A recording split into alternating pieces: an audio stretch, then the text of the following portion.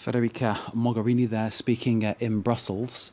Let's get the next story here on our agenda here live from Paris. Calls for information on who is on flights in Europe to be shared. This known as PNR, or passenger name records. It's currently not something that is on the agenda across the EU for the moment. That is something that's been discussed along the lines of what goes on in the United States, of course. So many anti-terror measures being discussed. Let's bring in our first guest this evening, Ricardo Baretzky, President of the European Centre for Information and Security. Good evening to you, sir. PNR practiced, rather sharing of that practiced in the United States. Why isn't this standard in the EU?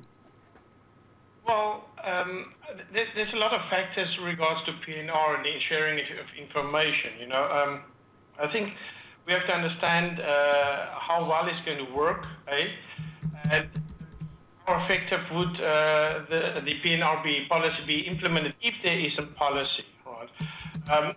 We know from past experience that tracking of people across Europe and airliners in particularly when they enter Europe, or passengers, is not an easy task. And there's a lot of debate about how such a structure would work, particularly after the recent failure of tracking passengers or issues, for example, the Malaysian airline. So it's not an easy task, and it's very controversial to what the US is doing, because the US has a complete different structure in place when it comes to PNR. I hear what you're saying. I'm not sure I understand it, to be perfectly frank, and I'm speaking as a layman, because I'm not an expert. I'm just like the man in the street. To me, it seems completely illogical that if we can't share details about who is on which flight, we can't fully protect ourselves. So I'll put it to you again, why isn't this done as a standard practice?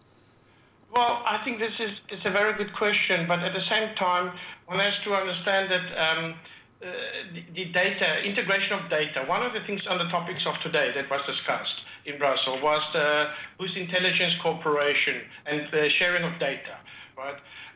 Within the European Union, we have multiple entry points and border points. And one of the big problems is sharing of data across borders. There's, first of all, a major lack of funding to do this. And secondly is to understand the implementation of how such data would be managed. So it sounds very simple to implement a structure in Europe, and but the very same structure can fail very horribly if it's not done correctly. I hear what you're saying. So even if it is shared, it still can go wrong.